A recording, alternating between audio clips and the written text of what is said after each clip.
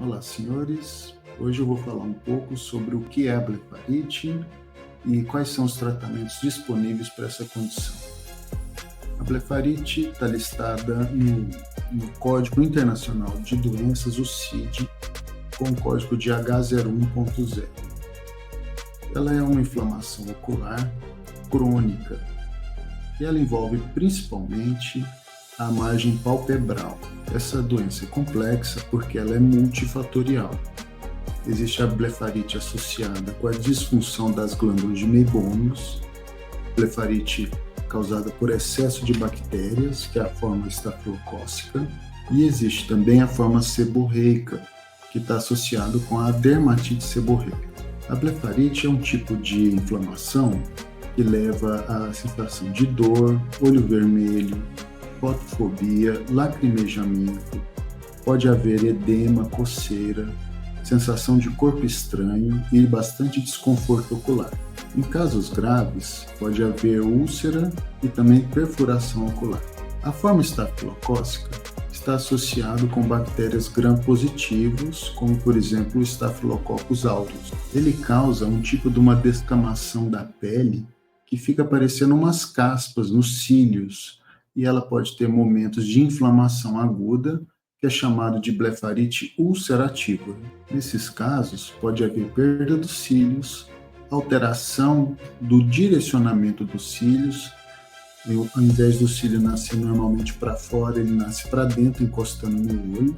E pode haver também alterações corneanas, como a ceratite epitelial punctata, infiltrados marginais periféricos e outros defeitos epiteliais. Quando a blefarite está associada à disfunção da glândula de Meibomius, ela apresenta geralmente uma secreção espumosa no cantinho da pálpebra.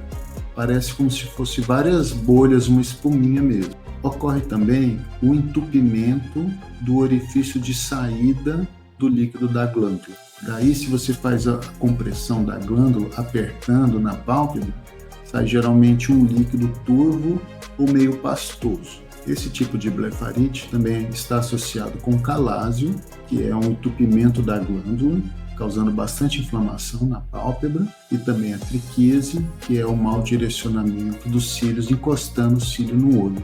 Essa alteração da secreção da glândula de Meibomius causa uma instabilidade do filme lacrimal. Isso leva ao crescimento exacerbado de bactérias. Ela é associada com olho seco evaporativo e também bastante inflamação ocular e outras lesões. A irritação ocular com a sensação de olho seco é uma das queixas mais importantes dos pacientes que têm blefarite. Agora, é importante distinguir o olho seco evaporativo do olho seco por deficiência na produção de lágrimas. De uma maneira geral, o olho seco evaporativo, que é a condição associada com a blefarite, é pior pela manhã. E o olho seco por deficiência da produção de lágrimas, geralmente é pior à tarde. A nossa lágrima é composta de 3 partes. Uma parte de muco, que fica em contato com o olho, uma parte aquosa e uma parte oleosa. Essa parte oleosa é a que fica em contato com o ar. Ela forma uma camada por cima da lágrima e isso reduz a taxa de evaporação da lágrima. A glândula de Meibomius é uma glândula que fica na pálpebra e o orifício de saída dela é perto da base dos cílios. Ela produz uma secreção oleosa que é chamada de meibum, e é essa produção que faz parte da camada lipídica do filme lacrimal. Como a composição do meibum fica alterado na blefarite, isso compromete também a estrutura da lágrima. Dessa forma, a tensão superficial do filme lacrimal fica se rompendo muito rapidamente, e isso forma ilhas de ressecamento e acelera a evaporação da lágrima. Essa condição é chamada de olho seco evaporativo. Nesses casos, a produção aquosa está normal, mas a pessoa tem sintomas de olho seco. Então não é que a pessoa não tem lágrima, é que a lágrima dela não tem uma qualidade hidratante suficiente. Por conta disso, é possível a pessoa sentir o olho seco e, ao mesmo tempo, lacrimejar. o cérebro detecta a irritação nos olhos, sente que está ficando ressecado e manda a glândula lacrimal produzir mais lágrimas. O paciente às vezes fica questionando que ele está lacrimejando e o tratamento é justamente usar mais lágrimas artificiais. Essa é a explicação por quê. Em todo lugar da nossa pele, se você passar um suave e fizer uma cultura, você vai ver que lá moram bactérias, né? É normal terem bactérias populando a nossa pele. O que acontece na blefarite é que algumas vezes esse controle da quantidade de bactérias se perde. Postula-se que o excesso de oleosidade propicia o crescimento não coordenado dessas bactérias. E as bactérias podem produzir toxinas que causam a irritação dos olhos. Então, uma palavrinha agora sobre o tratamento. A blefarite é uma doença crônica. Não é igual, por exemplo, uma pneumonia que você tem uma vez, toma um antibiótico e cura e nunca mais vai ter. Parece mais com um tratamento, por exemplo, de caspa. Todo mundo conhece. Tem hora que vai estar melhor, tem hora que vai estar pior. E o fato de você sempre estar cuidando é o que vai fazer você ficar bom por maiores períodos de tempo. Então, o tratamento principal é a questão da higiene e limpeza. Muitos pacientes melhoram só de resolver esse passo. A primeira coisa, então, é fazer compressas mornas. A secreção da glândula de Meibomius é uma oleosidade. Na hora que você aplica calor, a oleosidade fica mais liquefeita, então é mais fácil de você drenar e retirar ela da glândula. Compressa morna é de preferência da forma úmida. Então, como é que você vai fazer? Lave as mãos, arrume um paninho ou uma toalha de rosto, molhe ela numa água morna. É importante não ser quente demais para não queimar a pele das pálpebras.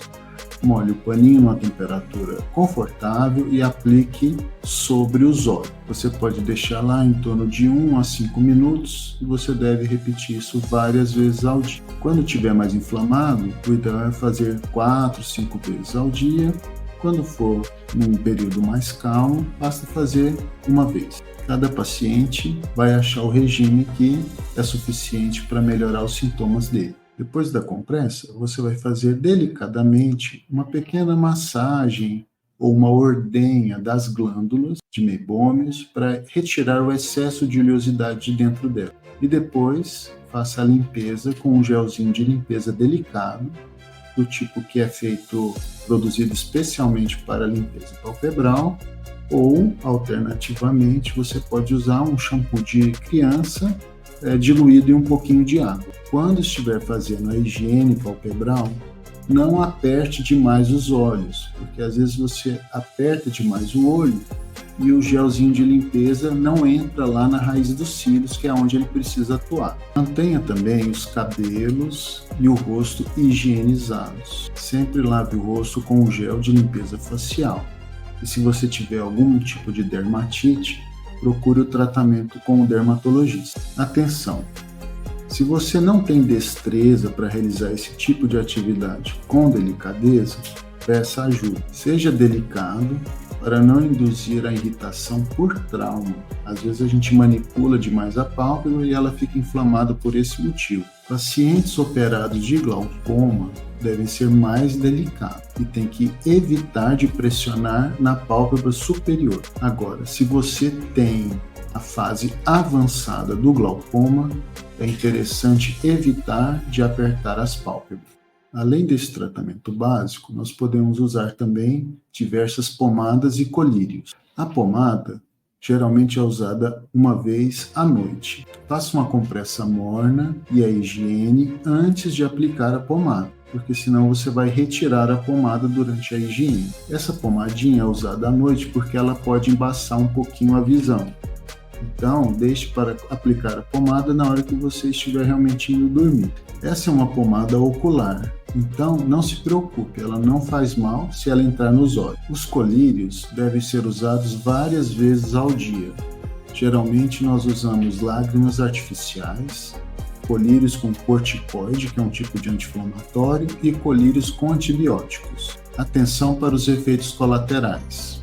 Algumas pomadas ou colírios, o uso contínuo pode causar catarata, glaucoma ou cegueira. use sempre de acordo com o tempo prescrito pelo médico. Não guarde a pomada para usar de vez em quando e nem empreste para outras pessoas.